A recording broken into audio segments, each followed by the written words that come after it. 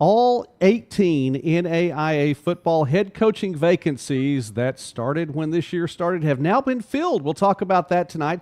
Also, the NCAA is once again talking about 5 years of eligibility, and this time it feels just a little bit different. So we'll mention that a little bit later on. And I get to prove that I do know how to correctly pronounce the name of the town, Lamoni.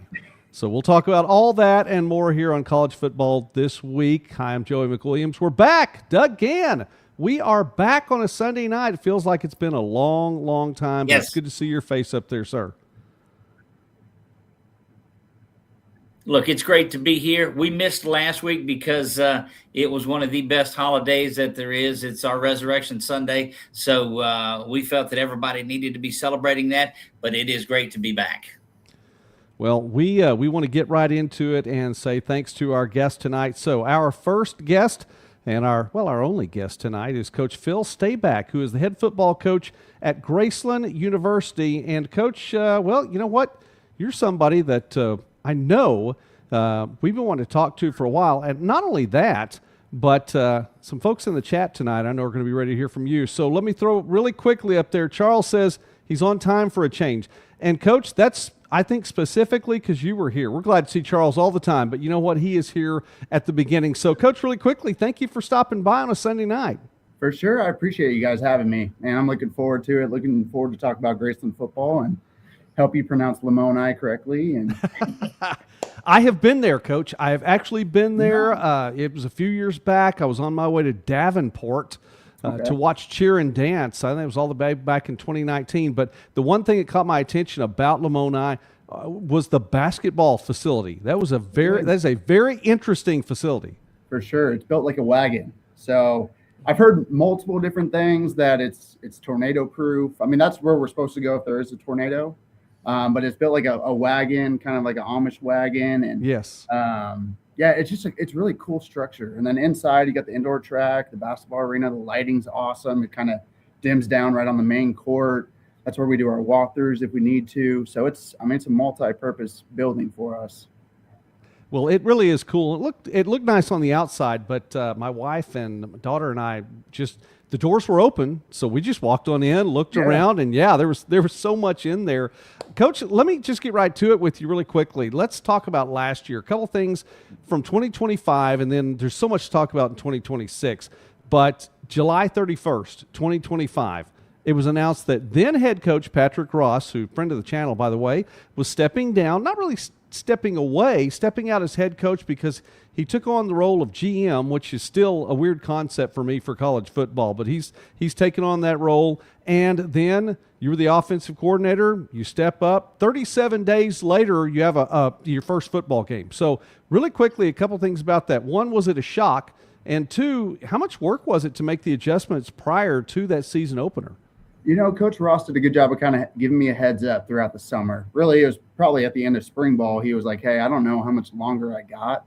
You know, he runs a turf company down there in Florida. It's a $15 million, company, and he's done a phenomenal job building that. You know, and in the 2-3 years that I was here with him, I mean, you see him grinding every night. He'd be in this seat working from literally 7 a.m. to 7 p.m. at night, just juggling both, you know. And I'm sitting there, I'm like, you know, and I played for Coach Ross at Lindenwood, and you know, he's a special man, but I didn't realize his work ethic until I really got here and realized just how much. And then finally I get in this seat and I'm sitting here, I'm like, how in the heck did you juggle both of these things? Like, you know, the day-to-day operations, you don't know what your day is going to be like. You show up and you got 15 emails and you got coaches, and then all of a sudden you got an interview, and then it's like, before you know it, it's noon, you got to eat lunch really quick, and then you got practice, and it's just, you know, those 37 days went by so quick, you know, but I was prepared for it going into it. But then obviously you never know until you get in that seat, you know, with all the challenges that you're going to face. You know, more so just making sure I hired the staff before the season, getting the right guys in place. And I mean, we were literally sitting there in fall camp, and I barely knew the staff, you know, and then we go throughout the season and you're getting to know them more and more. And finally we had this spring where we got to really kind of sit down and get into X's and O's and talk about what our philosophies are, when we really didn't get to do that in fall camp. It was more, who do we have, what do we got, and let's just roll with it and go. And So there was a lot of challenges last year. There was, not to mention when your starting quarterback gets hurt week 4, and you got a true freshman that's got to play for you the rest of the season. I mean, we didn't have very much luck on our side, I felt like, last year, but hopefully we'll have a little bit more luck going into 26. We'll see. But I mean, it was a great experience for me, being thrown in the fire. That's kind of how I got my college career started. I was 23 as the OC at Southwest Baptist in the MIAA, and I mean, I got thrown right in the fire when you got Pitt State week 9 and on the road, and you're just in the heart of the MIAA and getting your butt kicked each week. And I'm 23 years old as an OC trying to figure out what my philosophies are and all that stuff. And you learn a lot when you're thrown in the fire. You really are. Pretty familiar with that. I'm not that far from MIAA territory where I am right now, and there's a possibility, Doug. There's a possibility, or maybe a Midwest Sports Saturday at Pitt State in August. My brother-in-law is the DC there. So really, okay. Yes. Well, I've got some connections. The new president specifically, the last time I talked to him, said he said you need to come up here. So we're looking at that, and Ferris State's in town for that one too. So that one should be should be a fun one there. But to go back to Graceland, by the way, shout out to also Charles here, Tool Envy here tonight, resurrecting his Sunday tradition, and Dave. Glad you're back in the community tonight as well. Coach, you were talking about last season, 3-7, and again, when your starting quarterback goes down and the month of September hasn't concluded yet, that's going to present its own challenges. But realistically, I mean, you guys were in it throughout. You got 3 victories on the season. There were only a couple of them where, at least you look at the final score and going back through the box scores on these, it probably wasn't going to be your Saturday, that one. But, I mean, they competed hard. They did. We did a good job of getting the guys ready to play each week. And just believing in – I mean, I think the biggest change that I saw from 24 to 25 was just the brotherhood aspect of things and guys playing hard for each other. And I think it's going to be even stronger this year. We just couldn't finish games, various reasons. We couldn't score enough points. We couldn't get stops when we needed to. But I mean, losing CJ was our main captain on our team. And I mean, as soon as he went down, you could just feel it on the sideline. Like, everyone just drops where it's like, gosh, he was just starting to get so comfortable out there where he was making those on the field checks as kind of like the coach on the football field, where if it was a bad call, he can get us into something good. We were going for it consistently on 4th down just because I wanted the ball in his hands. And there's, when you get to play a true freshman the rest of the season, there's a lot of growing pains there that you have to deal with. And, some of those games that are down to the wire where if you probably have CJ, you probably win those games. But, you got to – and nothing against TJ. He's a phenomenal quarterback, and he's just getting better and better by the day right now. But he was thrown in the fire, and he did a great job. I think he averaged 318 yards passing per game. He had some crucial interceptions, but those are freshman mistakes. And we do throw the ball a lot, so that stuff's going to happen. But, once you lose that leadership that CJ has and just his charisma and just the way he handles himself out there as a leader, I mean, I knew it was going to be a challenge for us for sure. So. I want to look at the other side of it too. It's you're building and what it is, and a lot of my questions revolve around the recruiting and the structure of the program too. I see you guys brought in 62 signees this time. That almost seems like starting over on there. But how do you go out and get 62 quality kids? So we are going to start a JV this year. Okay. It's something that Graceland hasn't had for about, I think the last JV season was 18, possibly, or 17. My biggest thing was let's start a JV. Let's start developing guys a little bit better than what we're doing. We're having those scout team bowls and those type things, but to have a couple games, I think we're going out to Iowa Western. I'm trying to get Ellsworth, and then we're going to play Simpson. So 3 JV games, and let those guys play a little bit and develop them a little bit more, and kind of have those JV guys be our scout team guys and take some more pride in that stuff. Just try to help the culture is kind of what we're trying to do, because it does stink when you redshirt and you're not playing. And, right. It's like a lot of those guys just they feel left out or they want to leave, and just try to keep the retention a little bit better on our side of things, which it's been great. I mean, we had 114 guys going through spring ball this spring, which is the most since I've been here, I've seen. Usually we're at about 70 or 80. So we were at 115. We had a couple injuries early. I think we finished 105. And then we got our big team meeting tomorrow. But, I mean, the retention's been awesome. We're probably looking at about 200 guys coming into fall camp, and just a lot of bodies. And, it happens in NAI. We're going to have to weed out some guys in the beginning, guys that aren't the right fit. So you're looking at a roster size of 170, 160 probably going into the season. But, we just got to keep building. We got to keep building the structure, the foundation, and it's going to be year 2 under my belt somewhat. I mean, it's not even a full year yet, but, just keep recruiting players and build that foundation and see where this goes, because I'm excited about it. Look, I love your approach at it, too, because the things that I've seen saying that, look, you want to recruit down into Florida. You want to recruit Dallas and Houston pretty well.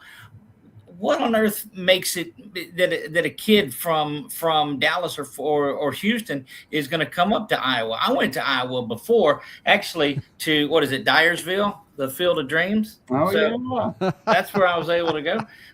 But what is it that makes a kid say, you know what, I'm going to come all the way up there, and instead of recruiting regionally, saying, look, we're going to go out nationally and go get this thing? We're going to be one of those offenses. We're not going to change. We're going to be air raid. We're going to sling it around. We need athletes. And obviously Dallas, it's about a 10-hour drive for us to get down there. We're going to have 4 coaches in Dallas, 4 coaches in Houston. We'll always be at the Houston Showcase, the DFW Showcase. When I was at Southwest Baptist University, I was there for 10 years as the OC. Dallas was 6 hours and 45 minutes drive for us. So half our roster was probably Dallas kids. So I got a lot of relationships with a lot of those Dallas coaches down there, especially like that northeast side, kind of Plano, Wiley, all the way down to, we're gonna cover the whole Dallas and the Fort Worth side with all of our coaches. So we were hoping to get down there this spring. It doesn't look like it, but I'm really going to try to use my connections down there and get a lot of offers out this spring on those guys, and try to get 15 to 20 Dallas kids and 10 to 15 Houston kids. No matter what, for Houston kids, they're going to have to fly. They're down there in kind of the middle of nowhere unless they go to Louisiana Christian or one of those Division IIIs or FCS type school.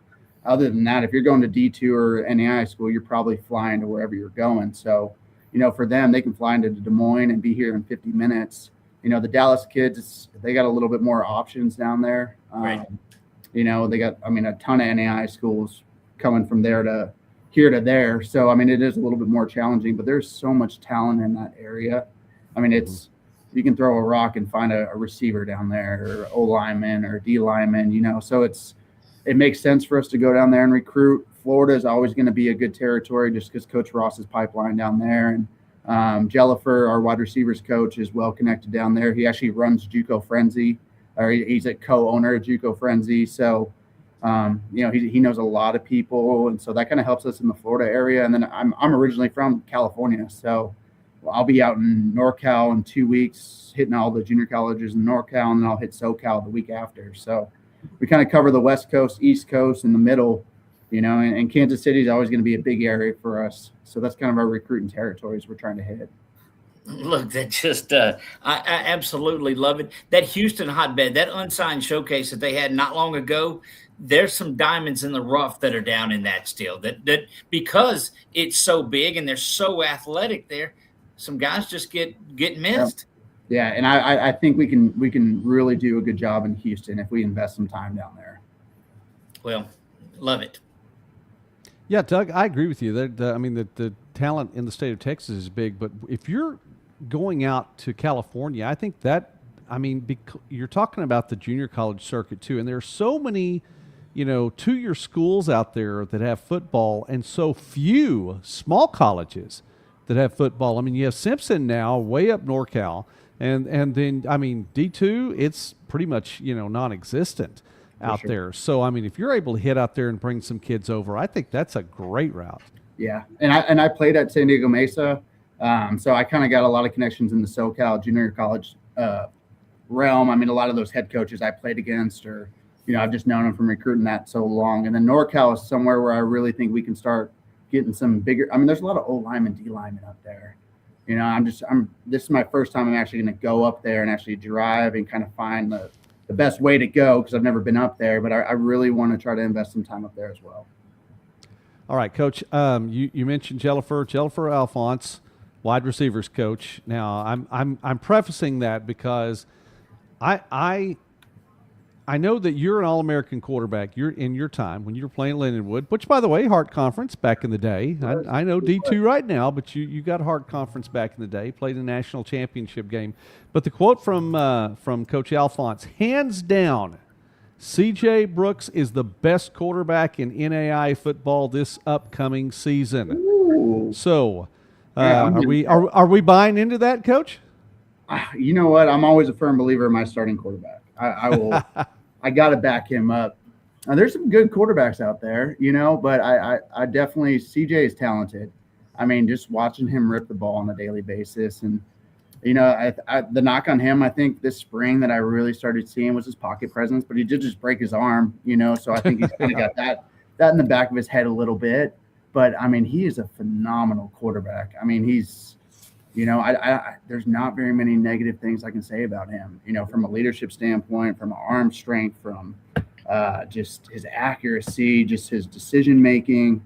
I mean, when he throws a pick, he is so mad at himself, where a lot of those guys are easy to point fingers at somebody else. And he's got that accountability and that discipline and mental toughness. And I mean, he's got a lot of those good qualities that you want in a quarterback, but that's a strong statement by Jelly. Okay. But yeah, I'll back it up.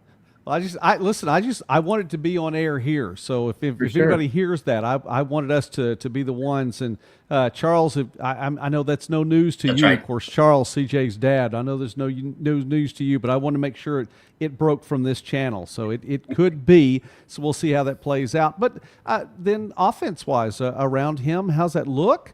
And hang on, Sarah. Let's go straight to the chat on this one, Coach. I know you're not familiar with our Bet the Barn segment on this one, but Charles is betting the barn that he is the best, hands down, the best quarterback in NAI football this year. Now, to follow up on that a little bit, the offense around him. I mean, he's going to be able to sling the ball, like you said. Yeah, I mean, we ended up, our tight end is a triple jump guy for us on our track team. And so we didn't do anything but 10 personnel this spring. I mean, a lot of empty stuff and just a lot of air raid type concepts. And we were throwing the crap out of the ball. But it was good to see what kind of wide receivers would step up. And we got a couple new guys, transfers that we got in that I'm really excited about. We got a 6'8" guy he's big. Hopefully he'll keep progressing. We got another 6'3" guy that I'm really excited about. We got our little speed guys that we normally have. So we just got to put it all together. The run game is a little bit better than what it was last year. So I'm excited to add that. We'll see. I'm trying not to be as optimistic. I think we're going to be good, but you never know. Got to stay healthy, and guys got to keep working this summer, especially. Yeah. Well, it's April. You can be optimistic. That's fine. For sure. That absolutely. Doug? Now, I'll leave it with, I love the way that, and you're beginning to tell this, you get an old All-American quarterback, offensive coordinator, they're going to chunk the ball around. Get an offensive lineman that's a new head coach or defensive lineman, they're going to run the rock. I love it.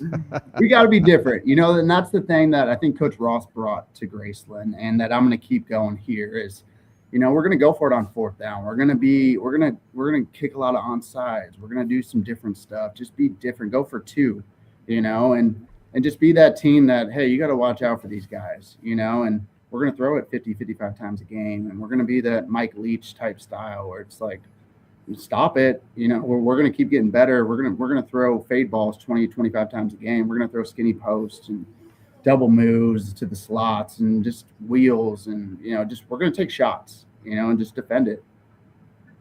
Absolutely. Absolutely. All right, Coach, to a point you made just a moment ago, this one from Tool Envy, and he has connections to Grandview.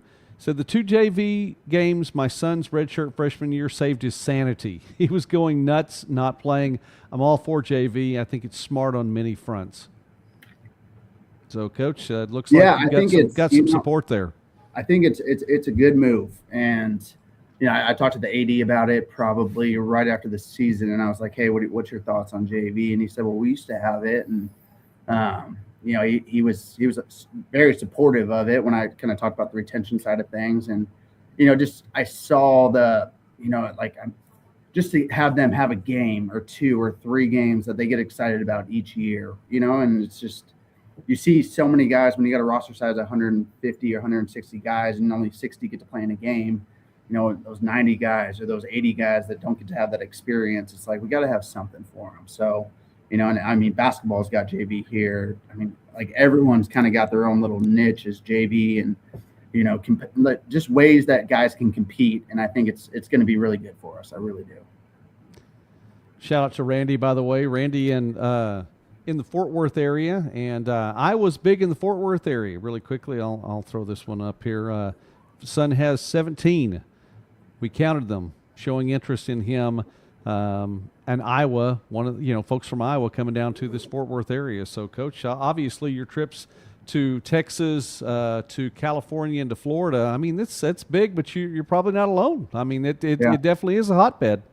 I think recruiting's going completely nationwide. I mean, you can get on Twitter and I can find kids from Louisiana and Arkansas and anywhere nowadays. I mean, guys are doing it, like kids are doing a great job and parents are doing a great job of getting exposure for their kids, and kids are doing a good job of reaching out to coaches. And so, I mean, really, you got your main spots that you're recruiting. But I mean, if I get a kid that contacts me from North Carolina and he's a good player, he's interested, I'm going after him. Absolutely.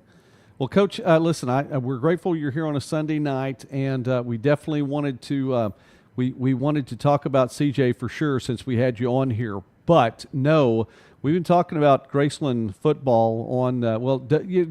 Doug mentioned he's breaking into NAI. We've been talking about on Midwest Sports Net. We've been talking about Yellow Jacket football for quite a while, and it's been a privilege to have Coach Ross come by a number of times and get to visit here on the channel as well. You guys open the season. It's a true week 0. We've been talking about what week 0 is and what it isn't, and there's a week 0 in the NAI this year, and you guys are opening up on the road at Oskaloosa. That one should be a fun one, taking on William Penn, a playoff team from this last year. Yeah, and I'm excited because that was the one game that I circled from last season that we did not play good.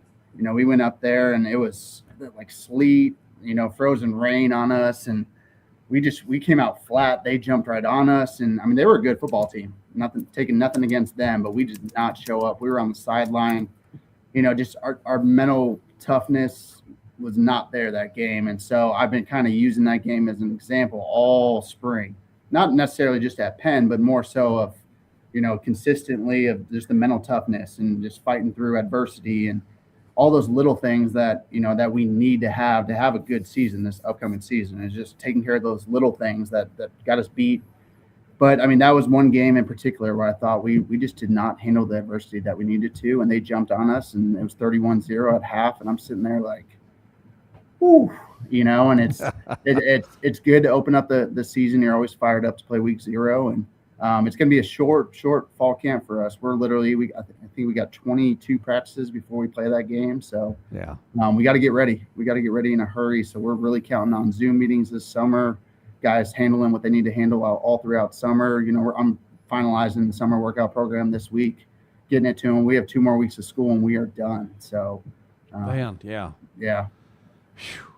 Now I'm back in the classroom, Coach. I teach at Southeastern Oklahoma State down here in Durant, and I'll have to tell you that I think I'm ready this spring for 2 more weeks and then finals, and let's go on into the summer.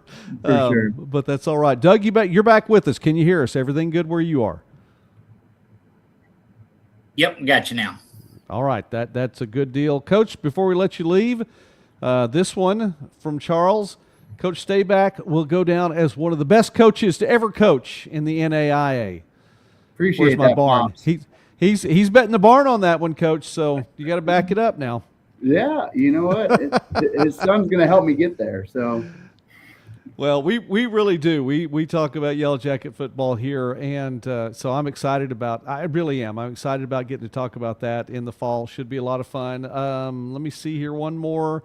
This one from somebody more Heart Connections. Which, by the way, Coach, I mean, it's not an easy schedule there in the Heart North right now at all. Graceland, Grandview at Graceland on a Thursday night. That one coming up. Well, how about that?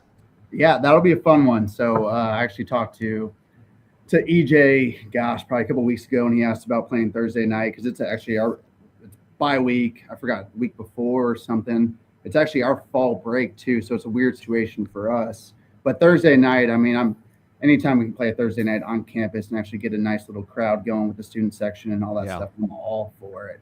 You know, a lot of guys, a lot of kids go home on the weekends here, just like every other school, and to have something on campus Thursday night, should be a great environment. We got Grandview coming to the house. Like, I don't think you can write that up better. You know, we got to play our best, obviously, with them coming and you know, see if we can sneak one out. You know, we know what we're going to get with Grandview. They're going to bring it. Yeah. And I mean, they're doing a phenomenal job there. I mean, I can't say. I mean, they're dominating, and you know, somebody's got to find a way to beat them. Somebody does. So why not us? You know. You know, why not? Seriously, why not? That's definitely the way to go into that. And the law of averages, I would think, has to kick in at some point in time, way around. So some point.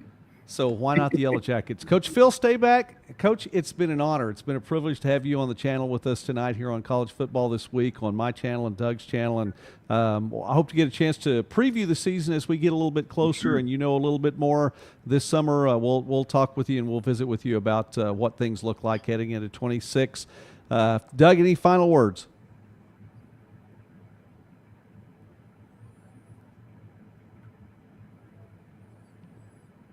Well, I take it that Doug, I don't know if he can hear me with that or not, Coach. So I was giving the chance to close out, but that's all right. No, Coach, it was a pleasure to meet you and look forward to visiting with you again soon and getting up to Iowa. Definitely. Doug, Joey, right. I appreciate it. Anytime I'm available. You guys just let me know.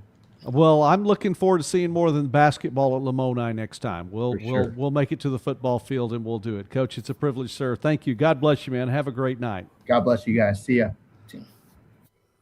All right, Doug, we're letting Coach go, and man, that was great. Tool Envy, let's throw this one up here really quickly. Love this coach's personality. Absolutely.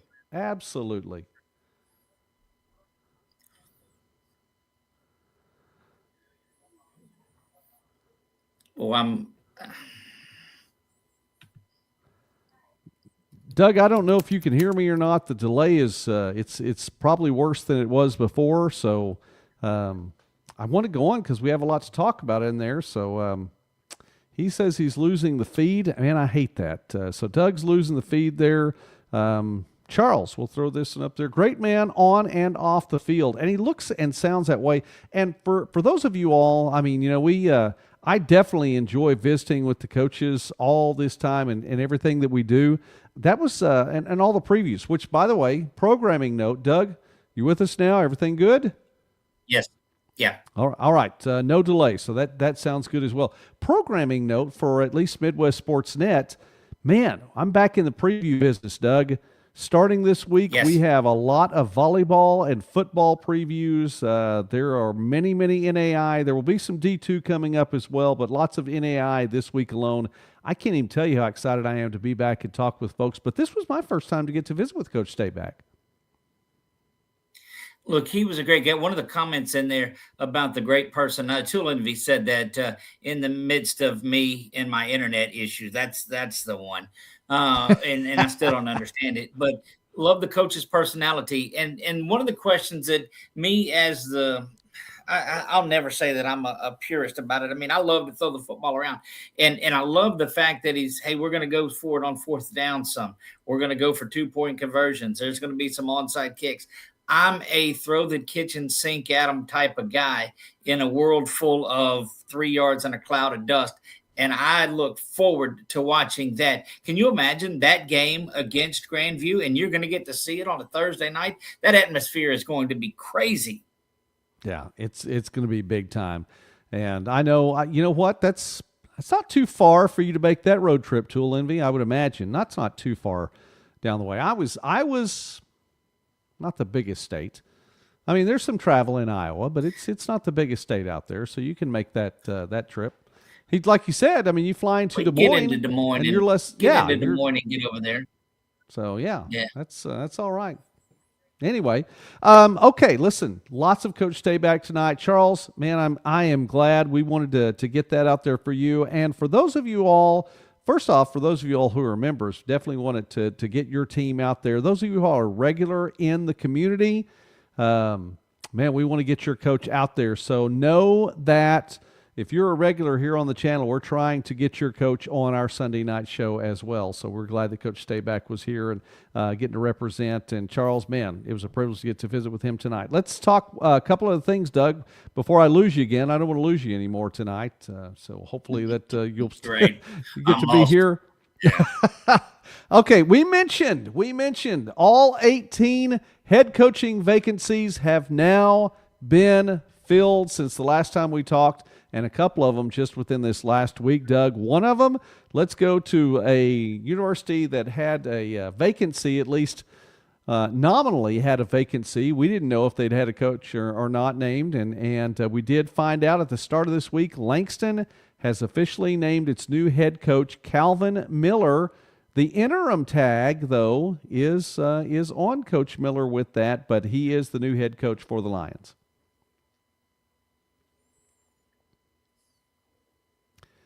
He will. I'm sorry, Doug. Well, no, and that's what I guess this delay is getting us.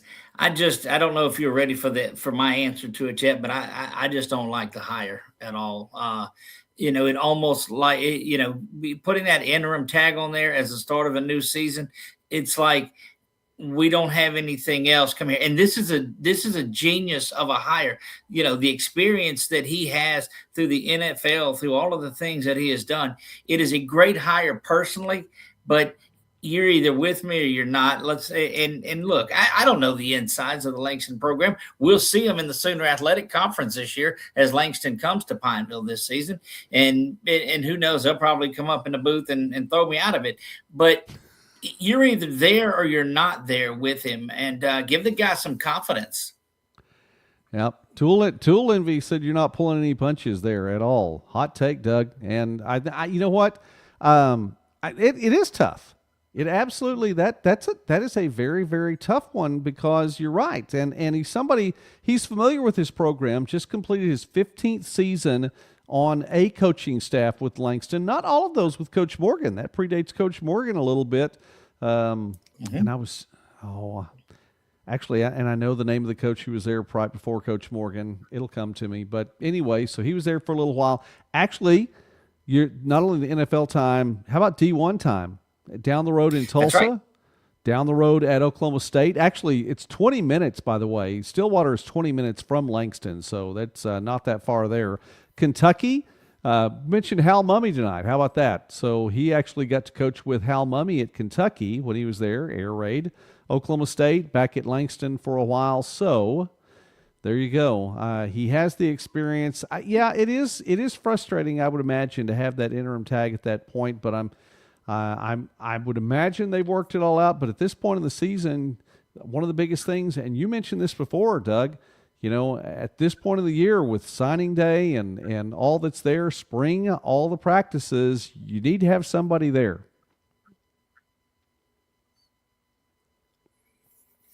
Yeah, it takes over spring practices. Summertime is getting here. You got guys that are starting to get ready and have their schedules. And are they going to be back next in the fall? Because this is a very crucial time of guys that'll go through spring practice and won't necessarily be back in the fall. Whether, they don't turn their schedules in, that's a good indicator that they're not going to be on your program in the fall and on your campus there. But I applaud him for stepping in and taking that job in there, because he did make some mention about it being, a great job and to finally have head coach associated with his name. And I think that's really cool. But man, I just don't like it. I wish him nothing but the best, though. Yeah, I understand.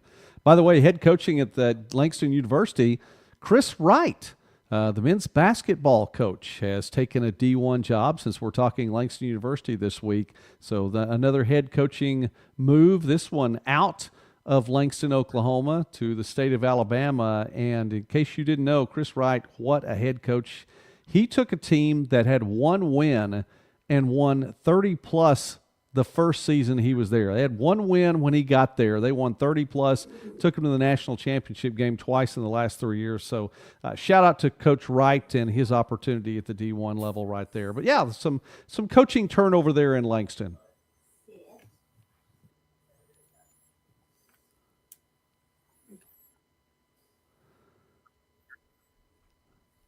All right, we will head to the next one, Doug.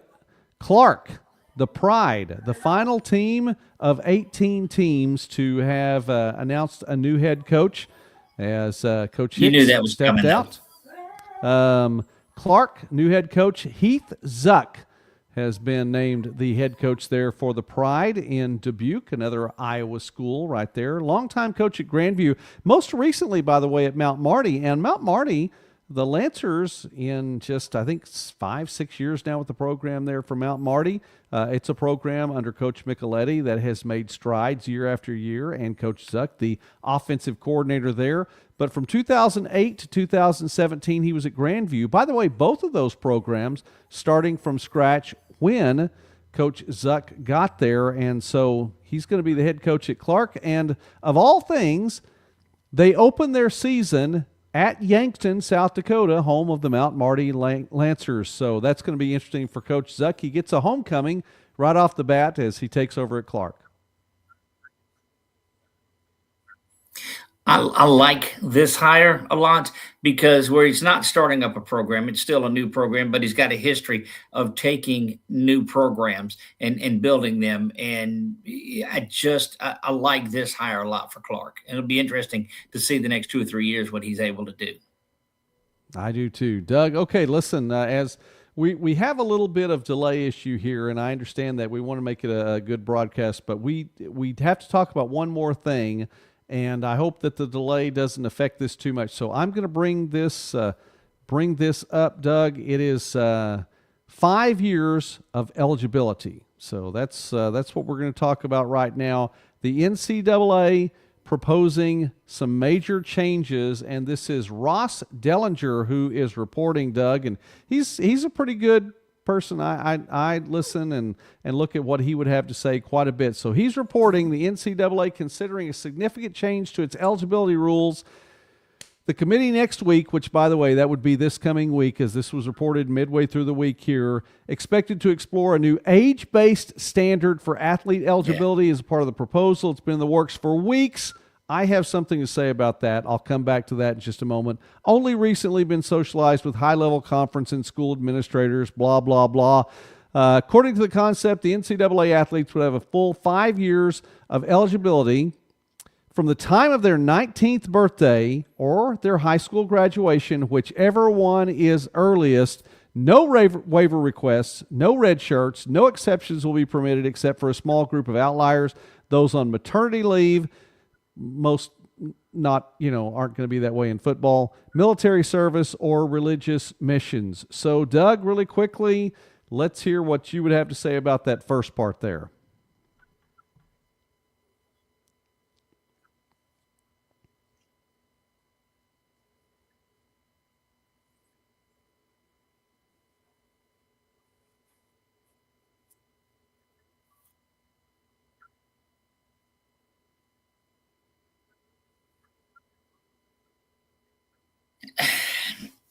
Look, it's a whole lot.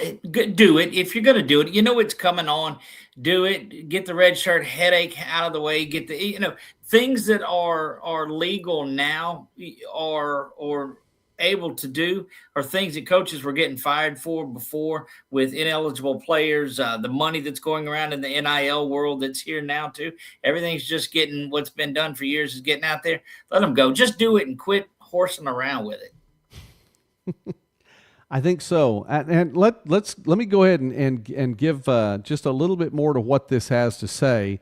And I'll add to that because I said I would mention this and read what's there. So members of the NCAA D1 cabinet set to review the proposal at their meeting next week. Any implementation is expected to be phased in, as with most new NCAA policy, blah, blah, blah, Let's move on down. Fourth season of eligibility will regain a fifth season if they fall within the new policy window.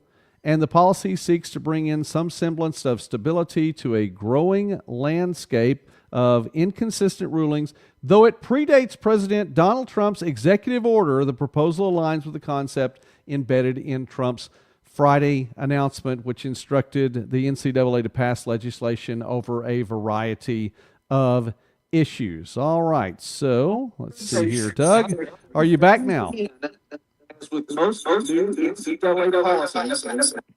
Yes.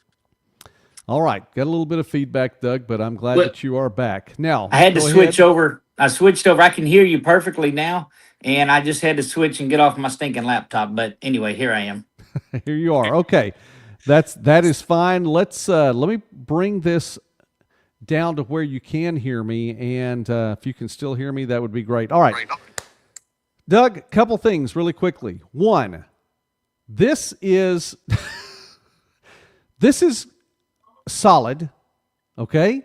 If they're going to do 5 years, just like you said, quit playing around, just do it. Forget about the red shirts, forget about the waivers, forget about the exceptions, just do it. This puts an age limit on it, so you're not getting 26-year-old kids, 28-year-old kids who are on their second wives with a mortgage and 3 kids already that are signing up to play football. And I remember just right after COVID, I mean, I was at a Division II game, and I know, and the coach mentioned, I laughed about, hey, there's some 26-year-olds out there. And he said, yeah, there's 7 of them trotting out on the field. They get older all the time, so the age thing is one.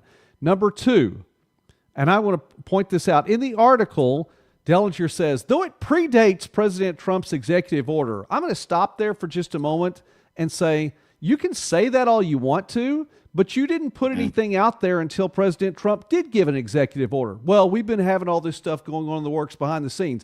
Then tell us about it. Tell us that you're doing something. The only reason you want to say it predates President Trump's order is because you don't want to look like President Trump said something and then you're behind the scenes. And I will add to that, my take on this hasn't changed. The NCAA Division II back in January said that they were going to vote on this. All of a sudden, 2 days before the vote's going to be on Thursday. On Tuesday, they decide, you know what? The Student Advisory or Student Athlete Advisory Council, the SAAC, has decided maybe we should look at this a little bit more. So we're going to table this until 2028. No, you caved. You caved behind the scenes to Division I because Division I didn't want Division II taking the lead on anything and making them look bad. So then you blame it on the kids, saying it was the SAAC. This is all pure speculation, Doug. It's all of it's speculation, but that's the way it is. Same thing with the NAI, that they were going to do something too. Oh, now Division I has decided it wants to step up and do something finally after President Trump gives an executive order. So just act like that, you know what, you got beat to the punch because you piddled around for too stinking long. And now you're going to decide to do something, and they're making it urgent now, Doug, saying that maybe we can put something in place in 2026. Good for you. Look, complacency is killing our entire workforce. It's killing athletics. It's killing everything because people want to sit there and talk about it. And I love the soapbox that you got up on. If he thought mine was a hot take, that certainly is one there. But it's time that people did what's right for these kids and these student athletes and quit doing what they feel is going to save their dadgum jobs. And just sitting around. Let's throw this one up there really quickly. Lots of really good players are going to become new Mormons. That's right. Is great. Yes, and you know what, Tool Envy, you're right. I do turn red when I'm talking about this stuff. My kids and all of my kids that I've taught over the years are like, hey, listen, Coach, you need to calm down because you're getting red right now. Let me say one other thing while I'm on this soapbox, though, Doug, really quickly, and I'm glad that there's no delay on this because I want your reaction. You want to talk about doing something for the kids? Do this for the kids. One of the things that's on here that at least President Trump said was to limit the amount of opportunities to change schools. And that should be a part of this as well, is to limit the transfer opportunities because you have kids that are playing at 4 different schools. I have seen this in basketball now. You have kids that are playing in 4 different schools in 4 different years. Kids that are not going to be drafted in the NBA, kids that are playing football that are not going to be drafted in the NFL, and let's say they do get a little bit of NIL money. Well, what happens when it's gone? It's not going to be 8 figures. It's not going to be that big. Now, some of them who've been taking the same classes over and over again, year after year, as they move from one school to the next so they can take a class and be a part of it, 4 years down the road, they don't have a degree yet because they haven't had enough hours taken. If they do, where are they going to get a job? They have no loyalty to any school, and the final school that they wound up at doesn't know who they are because they haven't been there for the 3 years prior. So you've got kids, you have done amazingly a big amount of disservice to these kids by letting them do this because they don't have a school, they don't have loyalty, they don't have backers that have looked at them for 4 years and said, you know what, you gave your heart and soul to this school. I want to give you a job at my business down the road because I believe in you. You want to start out here? I'll be there. So there. I'm done for now, I think.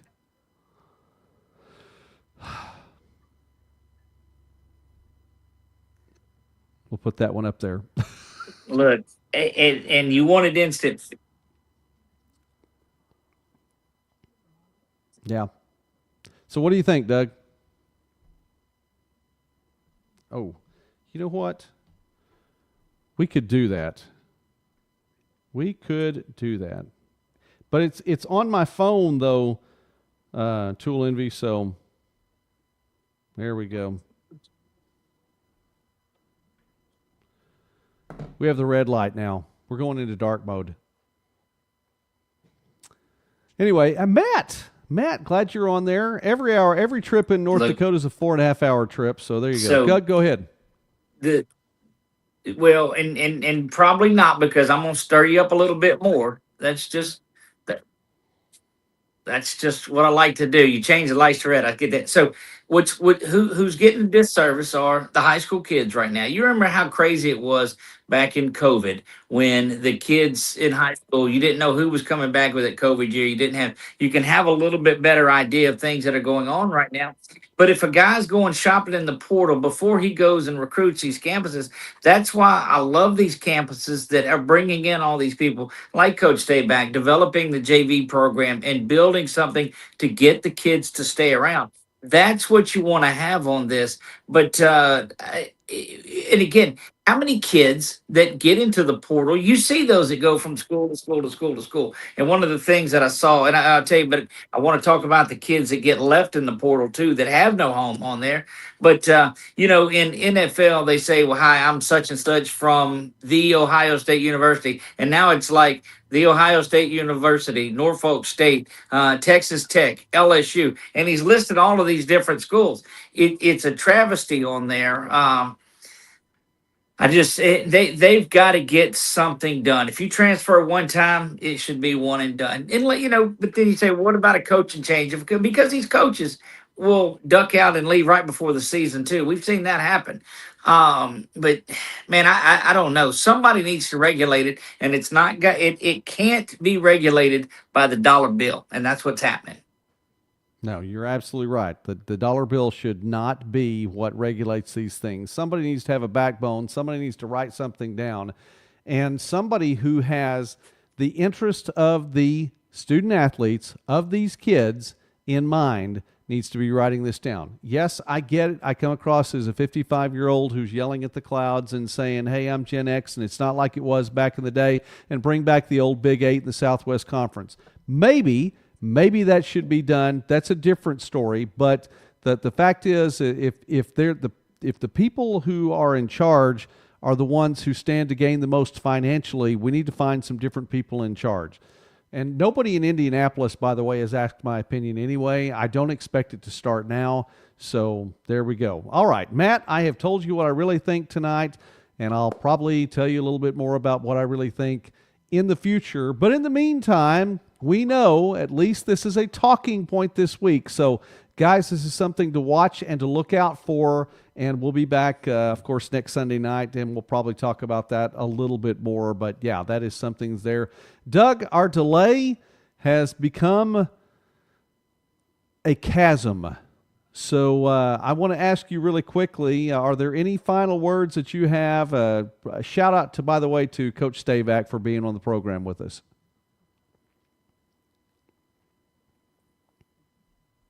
Yep, agreed. That's it?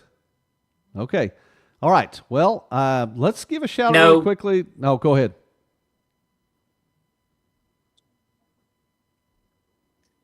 look, he's phenomenal, and I can't wait to get on campus and meet a lot of these folks. We're going to travel around more than we ever have and visit a lot of folks over the summer. And finding us a week to go somewhere. We still have October 31st in the queue.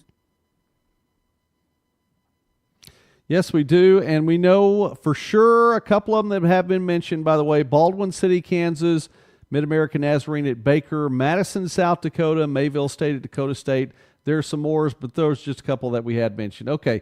I don't know what's up with Doug's internet tonight, and I hope it's not mine, but if it is, I'm really, really sorry. Oh, my goodness. Now that I'm that big on the screen, wow. You know what, guys, we got to go back to the white lighting there. That makes me look really, really red. I didn't realize just how.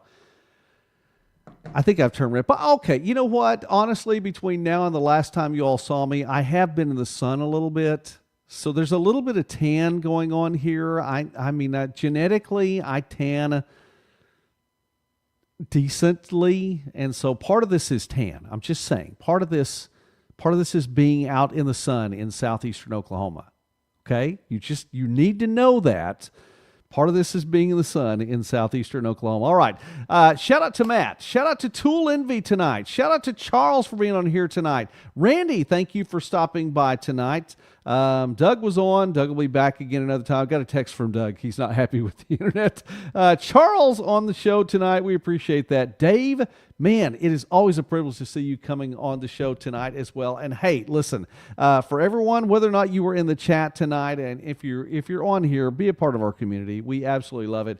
Doug has been covering a ton of softball. So if you like watching high school softball, 446 Sports is your place to be. Midwest Sportsnet, I have to tell you, I'm so stoked. There will be for sure 3 volleyball interviews. We know for sure there's 1 football interview. Looks like it could be 2 or 3. We're just trying to get all of the things in line for this week, but lots more on Midwest Sportsnet this coming week as well. So Doug needs a new mule. Yeah. I think Doug needs a new mule as well. And Doug, okay, listen, this one from Doug. He is in the chat, part of the community tonight, says he's going to be back in his office next Sunday night. So, okay, we want to make sure that we don't have the chasm between us and all that, because we love to hear what Doug has to say, and we want you all to enjoy the broadcast tonight. Again, thank you very much, Coach Phil Stayback, for being on the program tonight. We look forward to our guests in the future. This is a channel, 2 channels on 446 Sports and Midwest Sportsnet, where we get to talk about college football all year long. It's the off season, but we just enjoy it all the way through. So we're going to keep talking about that as well. Man, Graceland looks like they're loaded for Bear, and this one should be a lot of fun. So we're looking forward to that as well. So for Doug Gann, I'm Joey McWilliams, and for all of you all tonight, again, all the folks that we mentioned, thank you so much for stopping by the channel. We will be back next Sunday night with another guest and more to talk about here on college football this week. God bless you all, and you guys have a great night.